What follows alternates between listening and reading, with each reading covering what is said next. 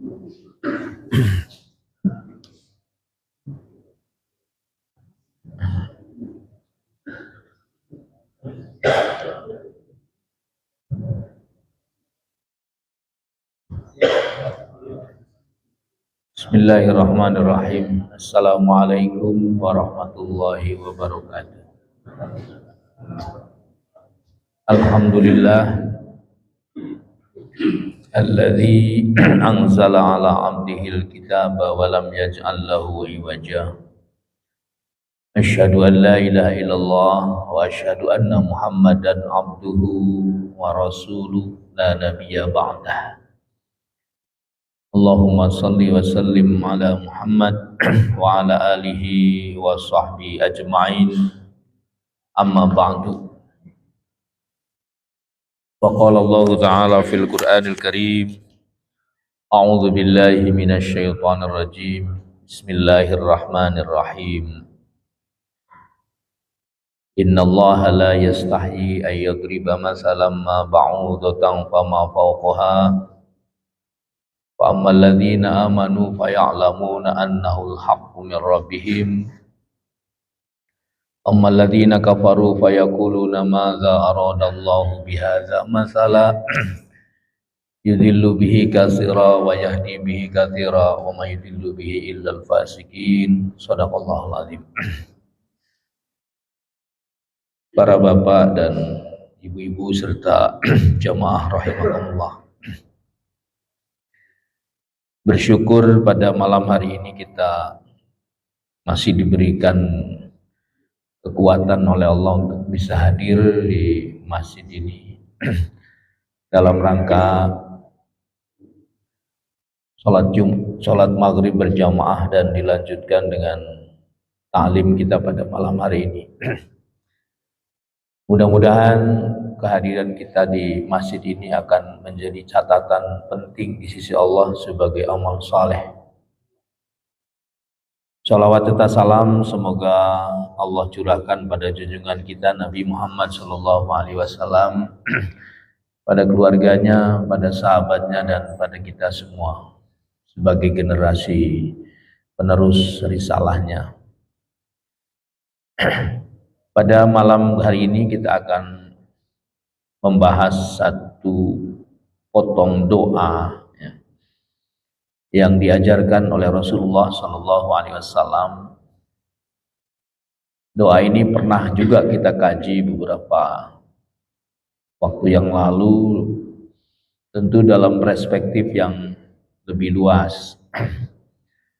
Mudah-mudahan doa yang diajarkan Nabi ini juga menjadi bagian dari doa-doa hari-hari kita.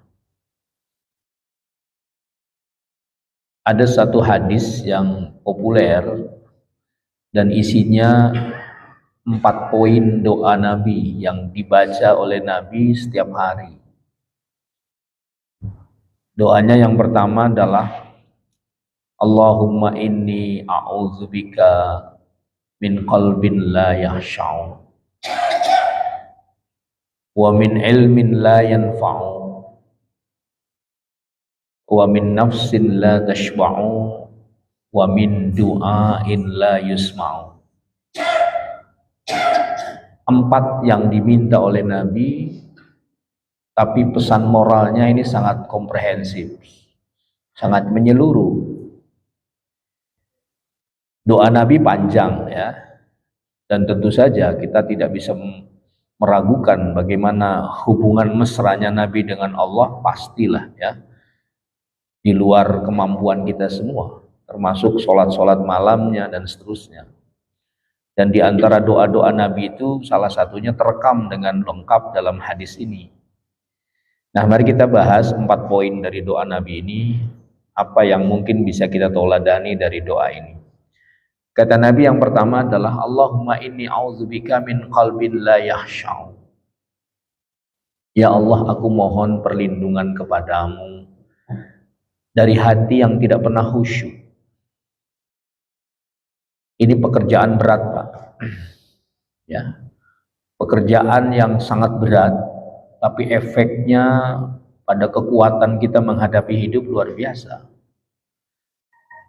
Kalau ibadah kita sudah khusyuk, kalau aktivitas ritual kita sudah fokus dan khusyuk, maka kita akan merasakan kelezatan dalam beribadah. Jadi orang yang level keimanannya sudah berkelas itu ketika ibadah dia merasa lezat.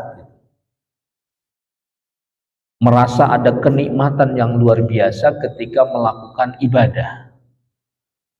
Dan salah satu kelezatan ibadah itu bisa dirasakan ketika tingkat fokus dan kekhusyuan kita kepada Allah sudah sangat tinggi.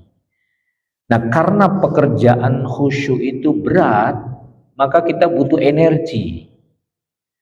Ya, butuh energi tidak hanya lahir dari internal, fisik kita, pikiran kita, hati kita, tapi butuh energi dari eksternal.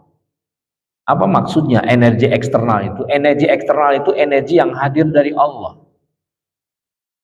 Jadi doa itu kan sebagai simbol ketidakberdayaan kita. Gitu. Kita tidak sanggup melakukan apapun, kita punya keterbatasan waktu, keterbatasan energi, keterbatasan ilmu.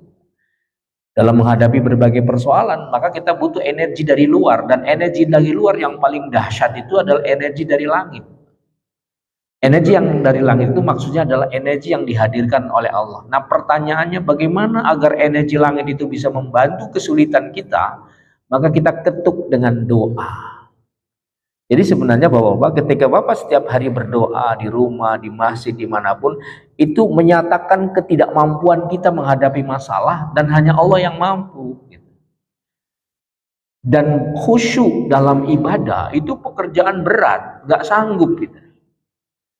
Saya nggak tahu kalau Bapak-Bapak mungkin sholatnya udah pada khusyuk semua ya. Insya Allah ya. Pernah nggak Bapak Ibu pada saat sholat mengingat yang lain? Sering. Ya bagus lah ya. Berarti masih hidup kan gitu. Masih hidup. Artinya bahwa jawaban dari kita semua itu betapa beratnya untuk menghadirkan khusyuk itu. Tapi kalau orang sudah sampai pada titik tertentu khusyuknya udah didapat, itu sudah itu. Garansinya kan kalau orang sudah sholatnya level khusyuk itu menafikan rasa sakit, menafikan kegalauan, menafikan kepahitan hidup, menafikan kesulitan yang dialami oleh pikiran dan jiwa kita itu hilang semua. Karena apa? Ada energi yang lahir dari langit berupa kekhusyuan dalam sholat sehingga hal-hal yang bersifat materi itu hilang. Yang ada adalah kebahagiaan. Nah, cuman karena saking beratnya Nabi ngajarin apa? Berdoa sama Allah, minta sama Allah, Allahumma inni a'udzubika min qalbin la yakhsha'u. Ya Allah, aku mohon perlindungan kepadamu dari hati yang tidak pernah khusyuk. Tadi saya sudah gambarkan. Berat sekali Pak. Karena dalam Al-Quran kan kita sudah paham bahwa ketika kita melakukan sholat, Allahu Akbar. Pertama sih kita ingin khusyuk. Tapi kan kemudian 8 penjuru udah hadir. Setan itu datang dari kanan, dari kiri, dari depan, dari belakang, dari bawah. Semua menyerang pikiran kita sehingga ketika kita awal-awal khusyuk, pikiran kita mulai menjalar kemana-mana. Utang belum kebayar dalam sholat itu. Piutang belum menerima. Pernah nggak terfikir begitu Pak dalam sholat? Atau mungkin kunci mobil lupa jadi ingat. Jadi jangan lupa inilah serangan yang dahsyat yang datang dari setan. Ya, artinya manusia ini punya titik lemah sehingga setan langsung masuk begitu Allahu Akbar pikirannya kemana-mana Pak. Maka Nabi mengajarkan berdoalah kepada Allah dengan kata-kata Allahumma inni a'udzubika min qalbin la yakhsha'u. Ya Allah, aku mohon perlindungan kepadamu dari doa yang tidak pernah khusyuk. Sebenarnya ketika kita bertanya apakah kita termasuk sholatnya udah khusyuk lalu kita jawab belum, itu berarti kita sedang berikhtiar. Logikanya sederhana kalau menurut saya. Kalau Bapak sholatnya udah khusyuk, alhamdulillah saya sih walaupun di depan ada HP sholatnya khusyuk, itu berarti sholat yang paling tidak khusyuk. Ya, karena saking beratnya Pak, berat sekali. Ya, makanya kan. Tapi orang-orang yang sudah terlatih agamanya udah level tinggi itu sudah kekhusyuan itu makanya ibadahnya tuh nikmat gitu. Berlama-lama bermesraan dengan Allah. Orang-orang zaman dulu, orang-orang alim, orang-orang saleh, para ahli tasawuf, orang alim itu ibadahnya nikmat. Karena apa? Sudah mencapai tingkat tinggi khusyuan. Jadi hatinya bening, pikirannya bersih, jiwanya suci. Setan itu nggak masuk di situ, Pak. Ada resistensi, penolakan kepada jiwa-jiwa yang sudah bersih. Yang hadir adalah cahaya Allah. Dan ketika orang sholat, nikmatnya luar biasa. Kalau saya kan tidak, sholat pengennya buru-buru baik, Pak. Saya ya. Kalau bapak-bapak kan pengen berlama-lama. Itu saya di rumah ada tamu ya, sholat suwe temen. Karena kita tidak menikmati suasana sholat. Padahal ketika kita sedang sholat, itu kita sedang bermesraan kepada zat yang maha mencintai kita. Logika berpikirnya gitu, Pak. Makanya saya sering katakan, kenapa kita harus sholat? Ya kan wajib sholat. Kalau nggak sholat ya dosa. Bener, Pak. Secara normatif jawaban itu bener. Tapi kalau kita jawab dengan kata-kata, kenapa kita harus sholat? Karena saya mencintai Allah. Kalau sudah dasarnya cinta, keberatan apapun, situasi apapun jadi nikmat, Pak. Nah ini saya kira satu resep ya, di kalangan sufi itu begitu. Kenapa mereka? Makanya dulu ada seorang perempuan namanya Rabi'ah Al-Adawiyah. Pernah dengar ya, Pak ya? Seorang perempuan yang ahli tasawuf dengan konsep tasawufnya namanya tasawuf mahabbah, cinta sama Allah. Jadi kalau sudah cinta, pekerjaan seberat apapun yang merupakan ibadah pada Allah dilakukannya dengan bahagia, gitu. Dengan ringan. Ya. Sholat bahagia, puasa bahagia, baca Quran bahagia, semuanya energi bahagia yang muncul dalam pikiran dia. Kenapa? Karena dasarnya sudah cinta kepada Allah Subhanahu wa Ta'ala. Kenapa Bapak baca Quran? Karena saya mencintai Allah. Kenapa kita semua harus melaksanakan sholat? Karena saya begitu cinta sama Allah. Kenapa Bapak muter-muter Ka'bah itu, tawaf segala macam? Karena saya cinta dan rindu kepada Allah. Jadi kalau sudah dasarnya mahabbah dan cinta, pekerjaan berat yang kita lakukan relatif lebih ringan. Bapak-bapak pernah muda nggak, Pak? Pak Rafi pernah muda nggak, Pak? Maksud saya, kalau saya tanya pernah muda itu, namun bahasa Cirebonnya pernah duwe demenan beli, kata enggak? Waktu muda, ketika kita mencintai orang yang sangat, yang dia singgah dalam hati kita cinta dan dia, itu Pak, apapun yang dia minta kita rela melakukannya. Ya, sampai dulu ada cerita tentang Laila Majnun, ya pernah dengar ya? Itu sebuah karya yang sangat monumental ya, tentang cinta seorang Laila dan Majnun. Sampai bahasa dalam syairnya, saking cintanya si Laila kepada Majnun atau Majnun kepada Laila itu, dalam satu riwayat, debu yang menempel di dalam sendalnya Laila itu lebih indah daripada dunia dan isinya. Orang kalau sudah mencintai itu begitu, Pak. Ya, Bapak mencintai seseorang yang luar biasa, lihat namanya aja udah bergetar, Pak. Lihat ada motornya saja, karena motor, padahal bukan motornya dia, tapi saudaranya dia. Dulu waktu muda, itu motor orang yang saya cintai, saudaranya. Ada getaran. Begitu juga Allah, Pak.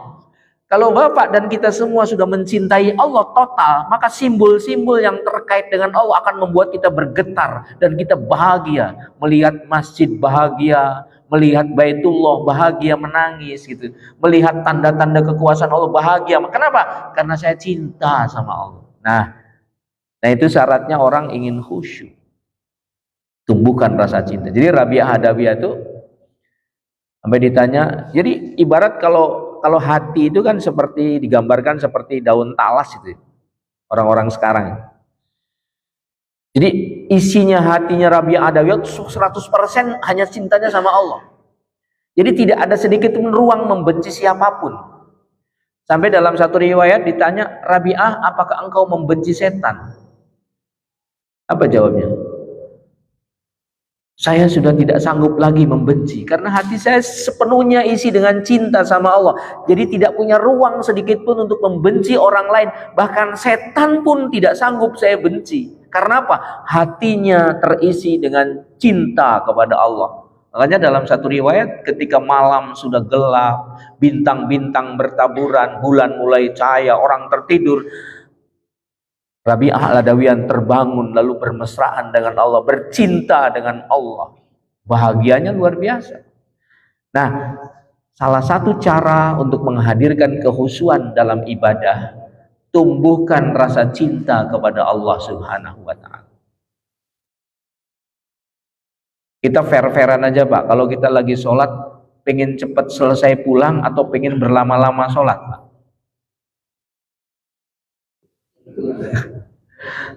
Kayaknya pengen berlama-lama ya, karena Bapak sudah mencintai Allah.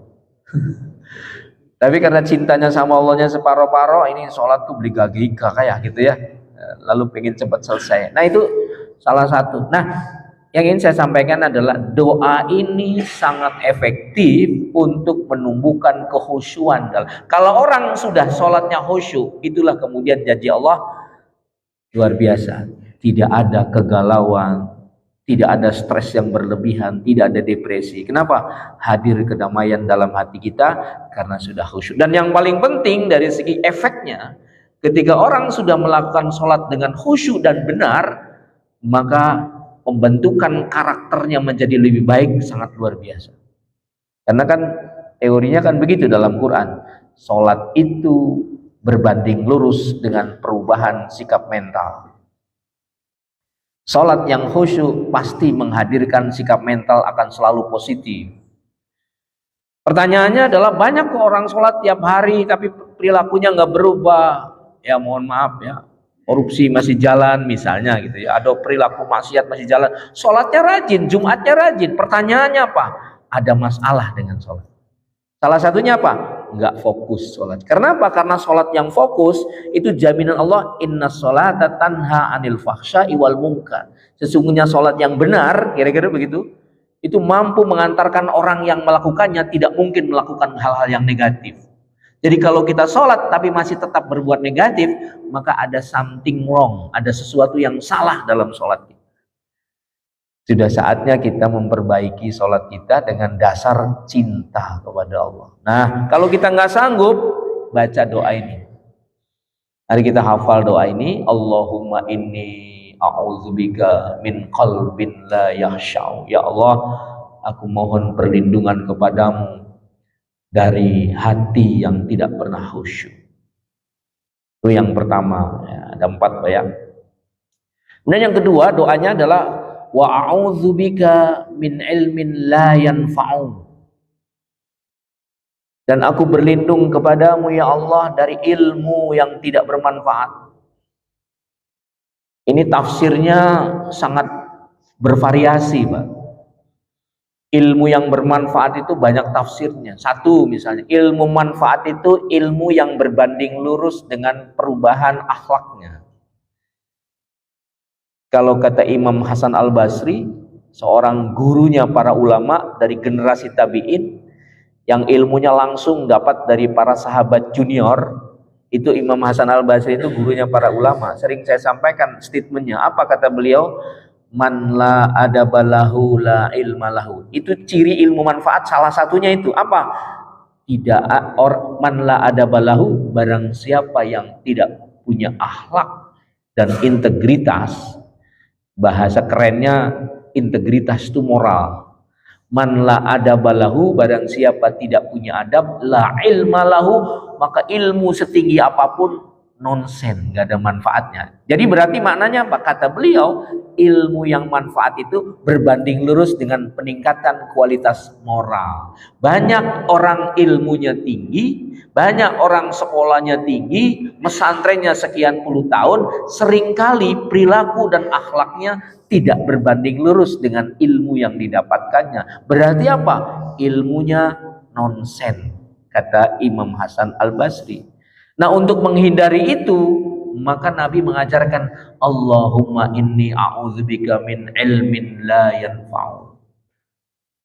Ya Allah, aku mohon perlindungan kepadamu daripada ilmu yang tidak manfaat. Dari segi moral, dari segi aplikasi di lapangan, apa sih contoh ilmu yang manfaat? Sekarang ini kan Teknologi udah sangat canggih, Pak.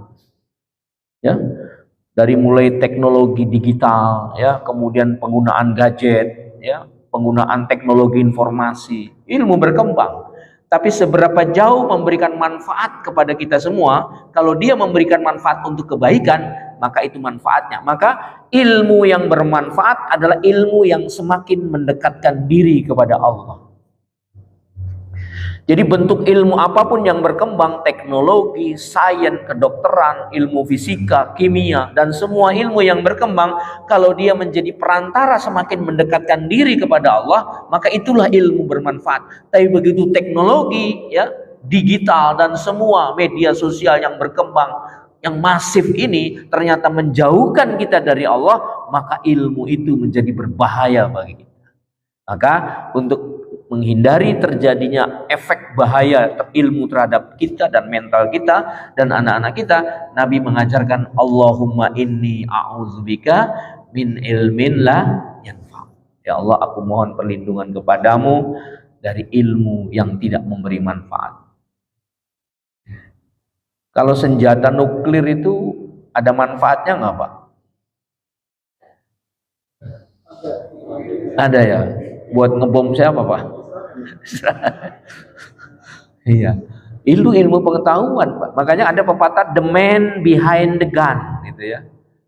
Manusia itu di belakang senjata. Kalau manusia yang di belakangnya itu tidak punya agama, tidak punya ilmu yang cukup, maka senjata teknologi modern akan digunakan untuk menjadi daya rusak bagi kemanusiaan. Karena apa?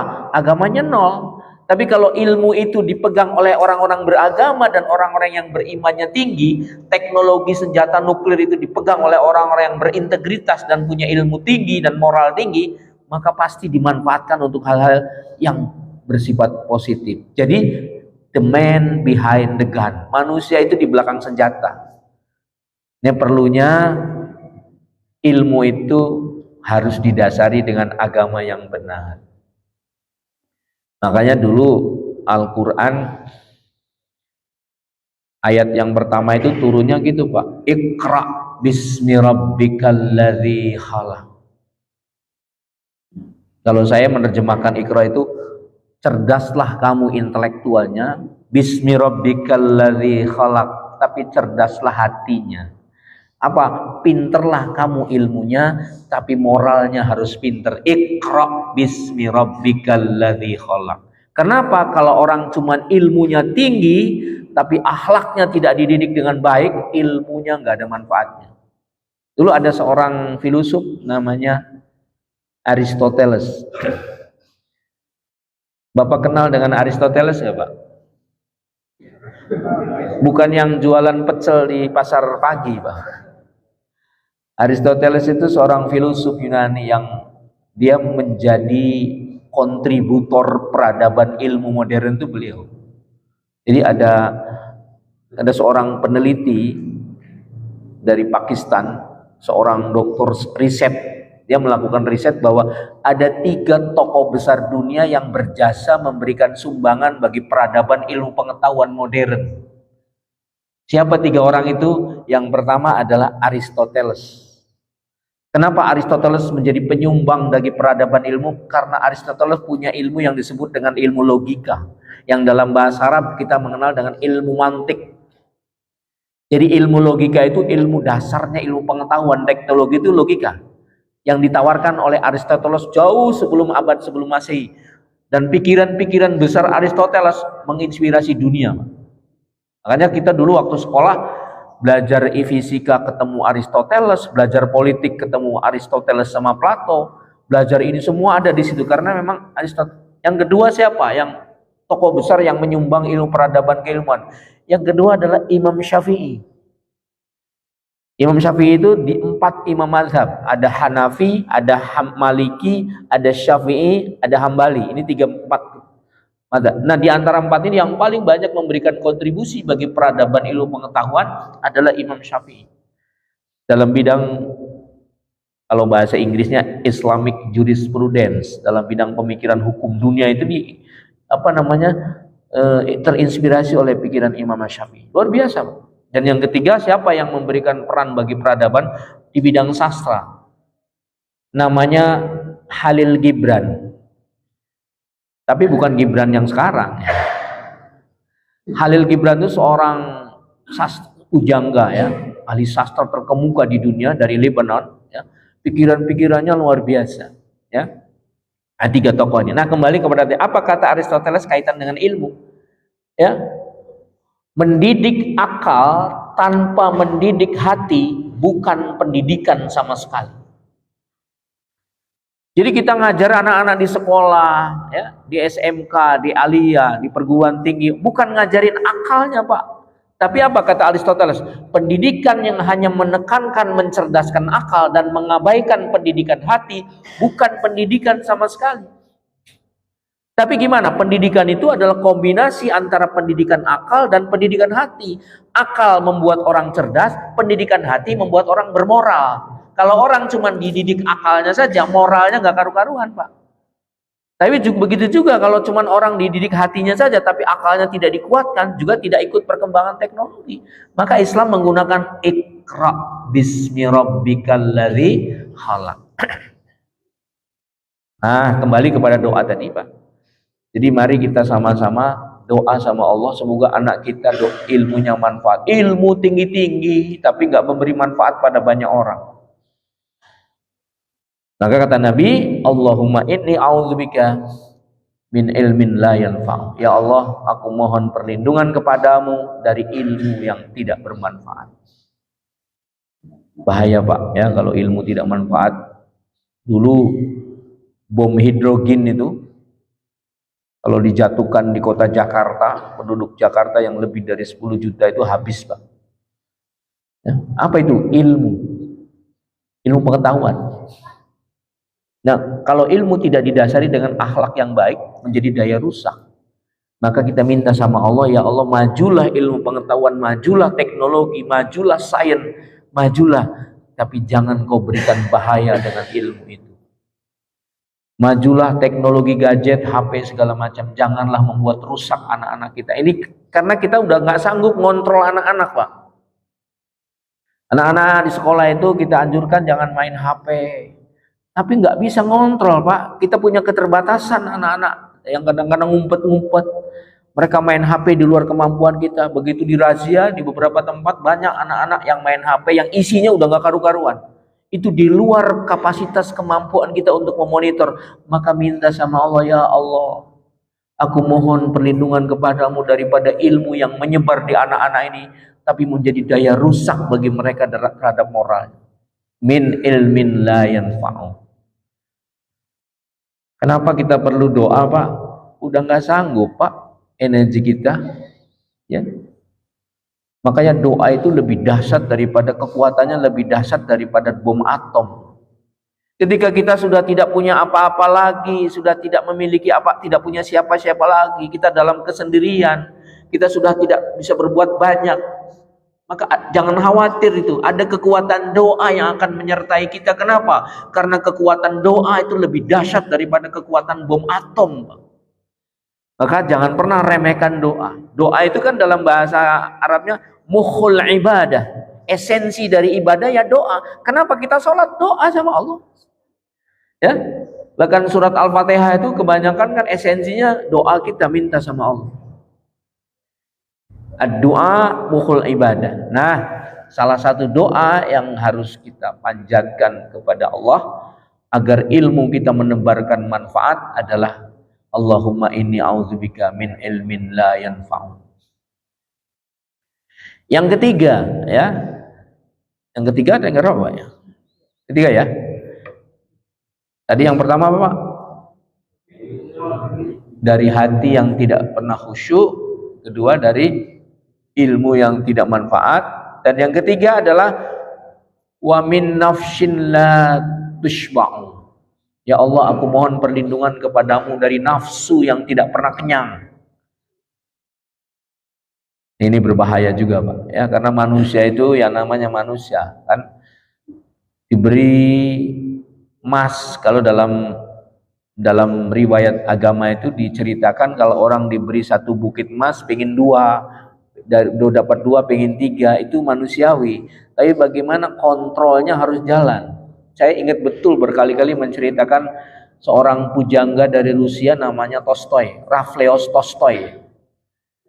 Rafleos Tolstoy itu dia menceritakan ada orang kaya raya yang punya tanah ribuan hektar. Dia ingin menghibahkan tanahnya kepada masyarakat, tapi syaratnya dia umumkan, Pak.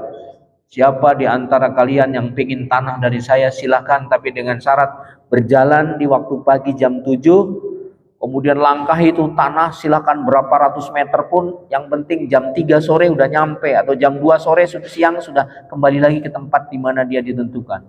Lalu datanglah orang yang nafsunya tidak kenyang, serakah.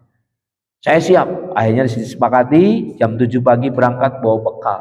Dengan harapan saya akan memiliki tanah yang banyak. Ya jalan kaki.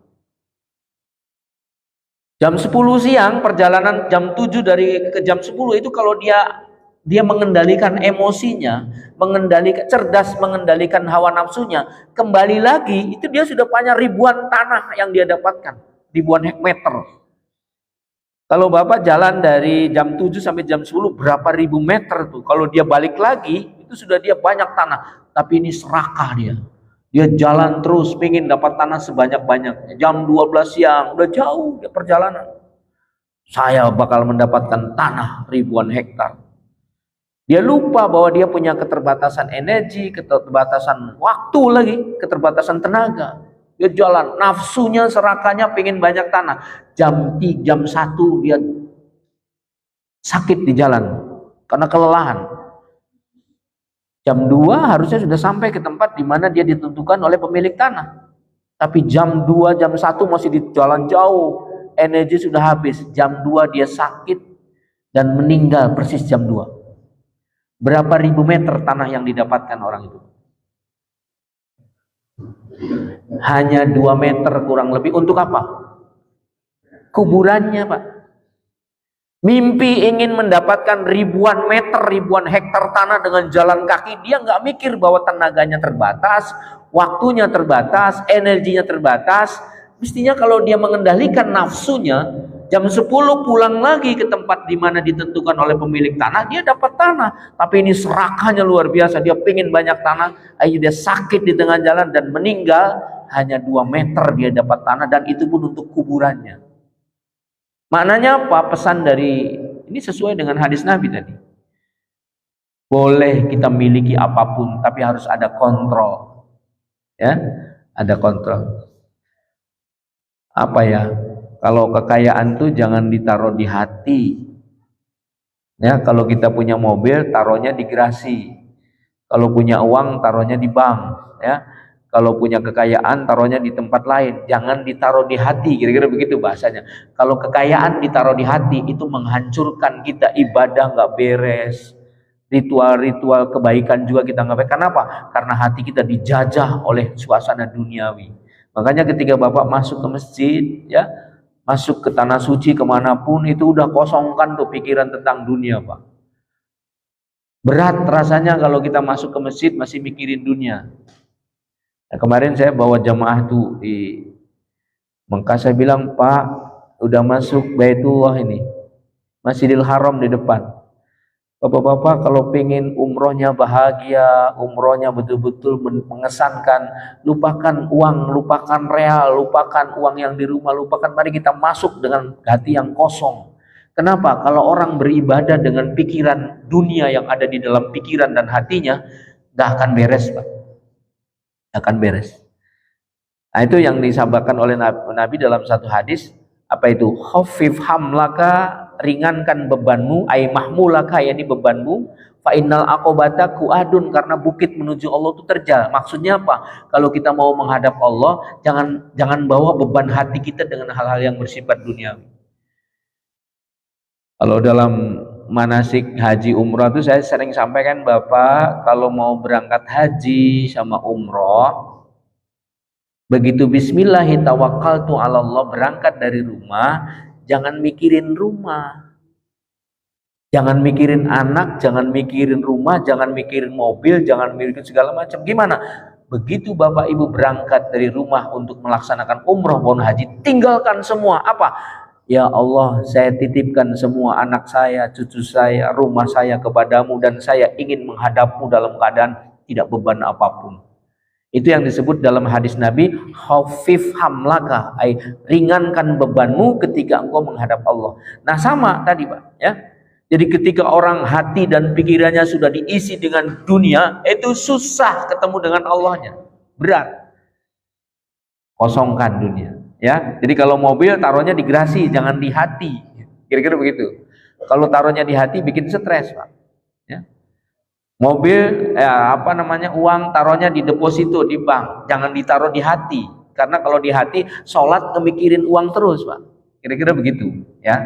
Nah, kembali kepada hadis tadi, doa tadi, Allahumma inni a'udzubika min nafsin la tashba'u. Ya Allah, aku mohon perlindungan kepadamu dari nafsu yang tidak pernah kenyang. Masih ada waktu Pak? 5 menit lagi. Yang terakhir doa Nabi apa? Wa min du'ain la yusma'u. Ya Allah, aku mohon perlindungan kepadamu dari doa yang tidak pernah didengar. Ngeri juga Pak. Tiap hari kita doa, tiap hari sholat, tapi nggak diperhatikan sama Allah. Pertanyaannya, apa yang menyebabkan doa kita tidak didengar sama Allah, tidak mau diperhatikan sama Allah? Banyak faktornya. Pertama, masalah makanan. Hati-hati Pak. Ini dalilnya hadis Nabi. As'asha aghbara yamudu yadaihi ilas sama, ya Rab ya Rab. Mashrabuhu haramun, malbasuhu haramun, wa hudhiya bil haram. Kira-kira begitu ya. Ada orang tiap hari minta ampun sama Allah, berdoa tiap hari, sholat tiap hari, tapi makanan yang dimakannya berasal dari bisnis yang tidak halal, minuman yang diminumnya ada barang-barang yang tidak halal, gitu ya. Pakaian yang dipakainya diberi dari bisnis yang tidak halal. Maka Nabi menyindirnya apa? Fa'anna yustajabula, bagaimana Tuhan bisa mengabulkan doamu ketika engkau berdoa dalam kondisi membawa makanan yang haram gitu. Kalau makanan haram itu ada dua Pak. Haram karena zatnya, haram karena perolehannya. Haram karena zatnya ya seperti apa? Daging babi, kemudian apa lagi Pak? Ya, darah ya, dan seterusnya. Ada haram itu karena diperolehnya. Kalau nasi itu halal apa haram Pak? Tapi kalau nasinya dapat ngambil milik orang lain, jadi haram. Nah, ketika Bapak masuk masjid membawa makanan atau yang mengalir dari darah kita dari barang yang haram, berdasarkan hadis tadi ada resistensi, penolakan dari Allah Subhanahu wa taala. Itu kata Allah. Jadi makan. Yang kedua, yang ada lagi ya, yang kedua yang menyebabkan, ada satu hadis, kullu lahmin nabata minal haram annaru aulabi. Setiap daging yang tumbuh dari barang-barang yang bisnisnya haram, ya, kata Nabi, annaru aulabi, maka potensi tersentuh api nerakanya besar.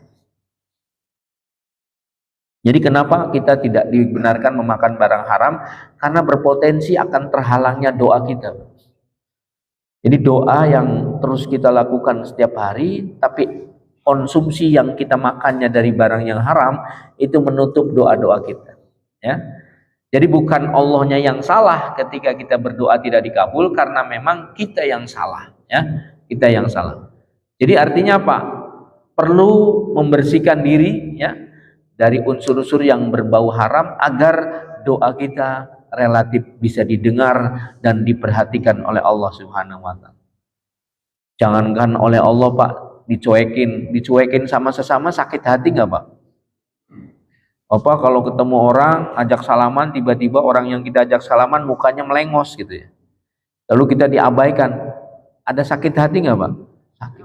Ini dengan Allah kita tiap hari sholat nggak mau dengar, Allah mengerikan juga. Tapi kan nggak kerasa, Allah nggak lihat kok gitu ya, nggak terasa langsung. Enggak, justru ketika kita diabaikan doanya oleh Allah, itu malah petaka besar. Dan salah satunya adalah tadi.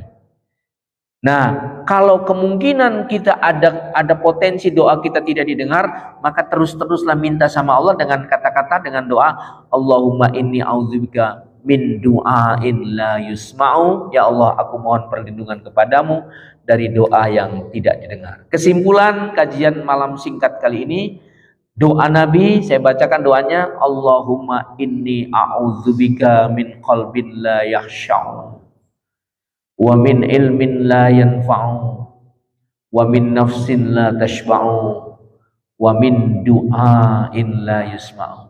Ya Allah, aku mohon perlindungan kepadamu dari hati yang tidak pernah khusyuk, dari ilmu yang tidak manfaat, dari nafsu yang tidak pernah kenyang, dan dari doa yang tidak pernah didengar. Mudah-mudahan kajian singkat dan sederhana ini ada manfaatnya. Terima kasih. Assalamualaikum warahmatullahi wabarakatuh. Ada pertanyaan Bapak Ibu? Cukup ya? Udah azan ya Pak?